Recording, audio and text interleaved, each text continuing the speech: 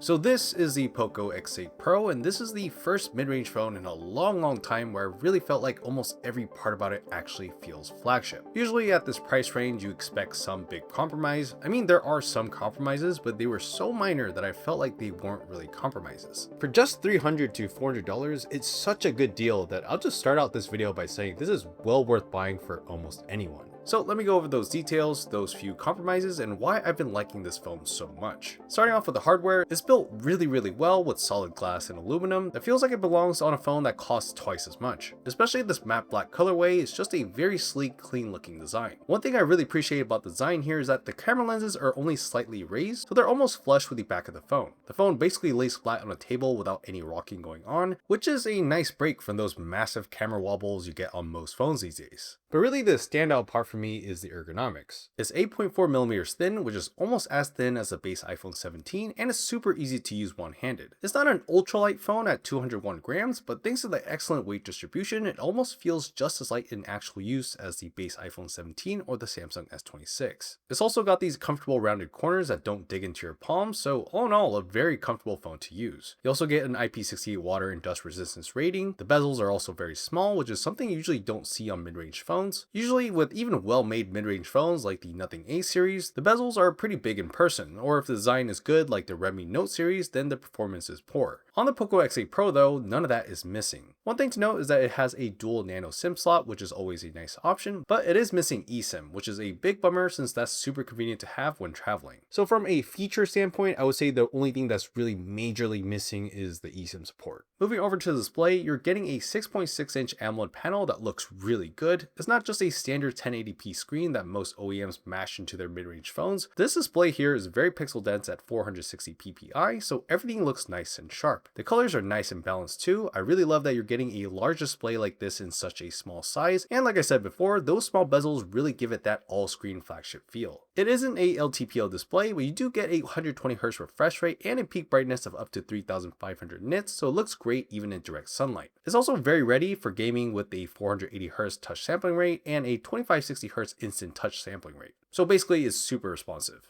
And for those of you with sensitive eyes, it has a 3840Hz PWM dimming, which is a nice touch for eye comfort. The stereo speakers are also surprisingly impressive. Honestly, they aren't quite as ambient as the speakers on my Xiaomi 17 Ultra, but in terms of clarity, vocals, bass, and the separation of sound, it's very close. I'd actually say that I prefer these speakers over many other Android flagships I've tested because the audio sounds clean without feeling too digital or tinny. Speakers are usually the areas where OEMs cheap out on for mid-range phones like this, but surprisingly, Poco did a really good job here. It's all these little details and tuning for the design, display, and the speakers that make the X8 Pro feel more like a premium piece of hardware. Now the software is where the experience starts to get a little bit more mid-range. Poco is a sub-brand of Xiaomi, so it's running Xiaomi's HyperOS 3.0, and while the animations look and feel really nice and I like the dynamic island copy, the overall UI still feels very unpolished compared to something like One UI. It's missing a ton of features including automations, more advanced multitasking options. The AI features feel a bit subpar compared to what I've seen on other phones recently. The software store looks super outdated, and I actually had to use third-party apps just to enable basic stuff like extra dim mode. There's also a lot of pre-installed apps and ads, which is a bit of a hassle to go through and get rid of when you first set up the phone. But honestly, even with all these complaints I have about HyperOS, considering the low price tag and also the really long software support you get here, you get 5 years of OS updates and 6 years of security patches, so these things are way easier to swallow. Now, if you want to fill in that gap of missing features, then you might want to check out WhisperFlow, the sponsor for this portion of the video. WhisperFlow is a voice-to-text tool that's on a different level because it's basically instant and cleans everything up as you go. With how much actual work I've been having to do on my phone recently with Slack and emails and basically everything I need to reply to,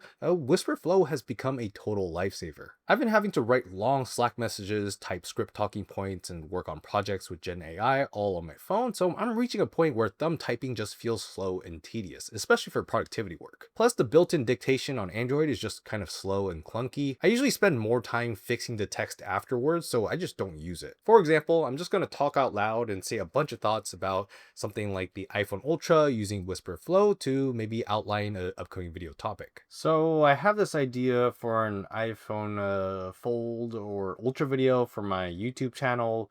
help me outline it. Actually, I want to really focus on the wide form factor and my thoughts on it. I really rather have something more like my Poco for one-hand use.